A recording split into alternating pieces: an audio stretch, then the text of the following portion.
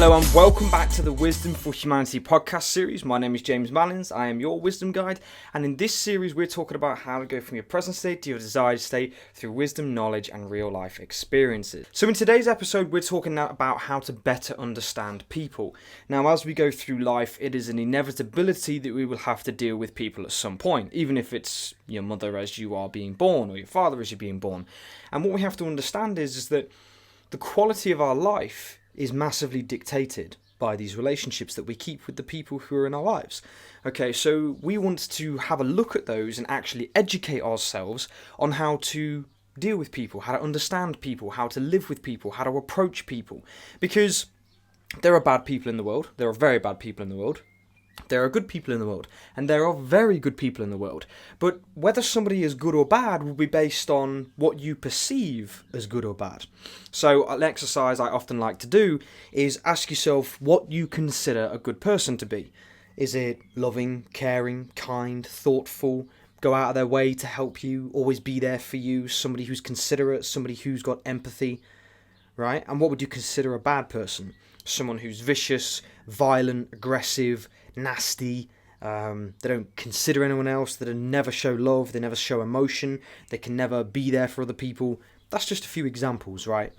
Yours might be totally different to somebody else's, and that isn't necessarily all to do with mine as well. So you have to write down, and if you've got a notebook with you, exactly what you think is the difference between a good and a bad person. Because when you start to establish that, not only do you start to shed some old beliefs, but you also have a look and you realise that, look and say, okay, if this person is a bad person, then why? All right? Or if this person is a good person, then why? Why do I think that? Why do I feel that? And then when you get to that stage, you then are able to better understand people. So take, for instance, somebody who you know at work is, okay, they're constantly annoyed at you, they're constantly having to go at you, and you just can't figure out why. You know, you cannot understand why this person is constantly having to go at you, but then what you find out is, I don't know, their partner has just died, or someone in their family has just died. And whereas that doesn't give them an excuse, it helps you to better understand people. So then what you can do is, once you've got that information, or you realise that there might be something causing it, then you can go into the situation and say, hey, listen, look, I don't appreciate the way you're talking to me, so why are you talking to me like that? Oh, well, you're doing this, you're doing... It's like, so you're getting this angry over that. You know, if you'd actually have come to me and said, hey, look, I didn't appreciate what you did or what you said, you know, how can we deal with it? What would my response have been? I would have turned around and said, yeah, sure, I apologise for hurting your feelings. So it's always about how you approach a conversation. So if you approach a conversation with aggression, or you match the aggression, it'll just escalate and you'll just go up and up and up and up and up and up until you can't come back down.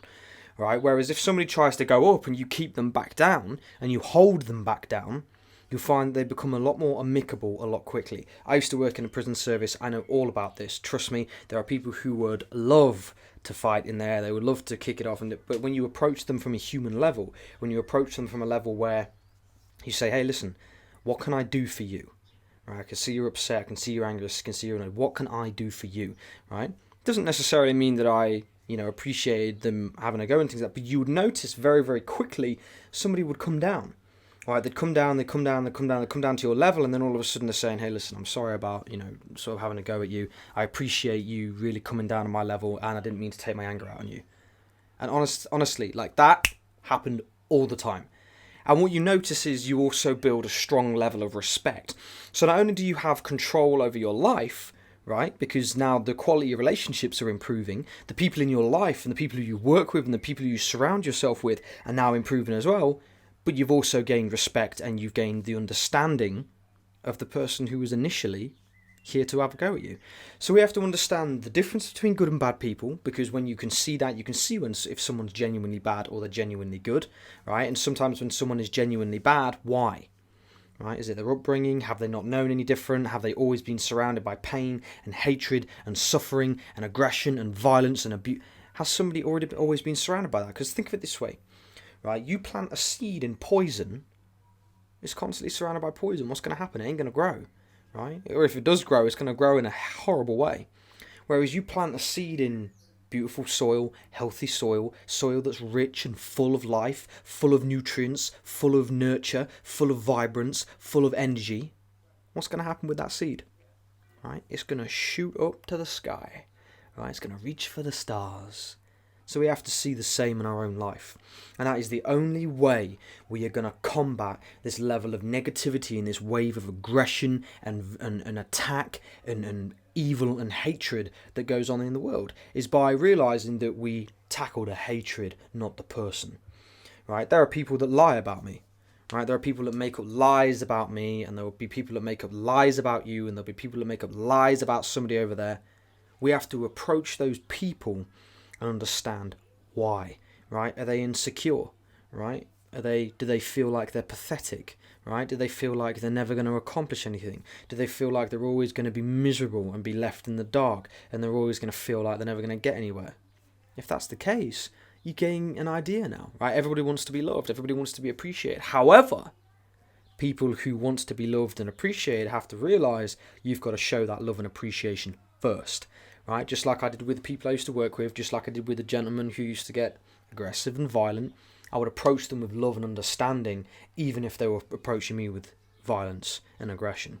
So, this is what we've got to do, right? Somebody's experience of their life may not be the same as yours. And whereas, again, I'm not saying that it gives them a get-out-of-jail-free card. Absolutely not. There are some people that could well deserve a slap. Not that I would ever be dishing it.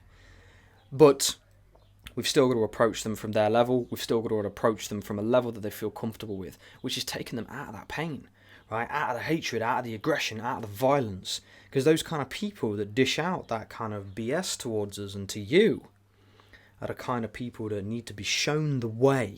They think themselves above you, but well and truly they are well beneath you. They need a lot of learning, they need to be mentored, they need to be tutored, and they need to be shown the way, so that you can then progress and move on and get yourself to a place where you now have people around you that respect you, love you and appreciate you. And not only that, but they are doing the same with the people around them and the people around them and the people around them. And guess what?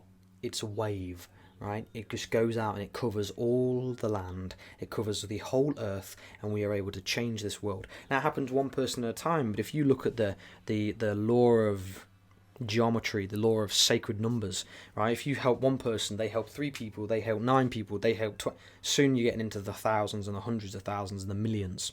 So we have to identify what the core values of who we are, right? Are your core values respect? Are they appreciation? Are they patience? Are they love? Are they kindness? Okay? Because when you bring all of these 5 together and you bring all of these into one roof and under one place, you are able to lead from a place of strength. Whether you're in your masculine, whether you're in your feminine, whether you are weak, whether you are strong, you are able to lead from a place that doesn't take those into account. Okay, you lead from a place that comes from the heart, and the heart is the most powerful thing that this world has to offer. When you come from a place of love, from your heart, your brain, your gut instinct, whatever you want to call, whichever brain you want to use, when you come from those places, the entire world starts to shift and change. And that is what we need to look at. Because if we don't have core values, right, if we don't have values that help us to understand not only ourselves, what we stand for, what we believe, what we want to preach to the world, but also it helps us to understand others. If you've come from a household that's loving and caring and they love you and they want the best for you, that's beautiful, right? Don't think any less of it just because you haven't, we've all gone through pain, right? There are some people who will think less of themselves because they've not gone through pain. It doesn't work like that. You could have gone through no pain in your life. Doesn't matter. Does not matter at all. You can still talk about the same things. You can still talk about the same experiences. And you can still talk about those things if it's going to help people to see differently, right? So if your core values are that you're coming from love, there you go.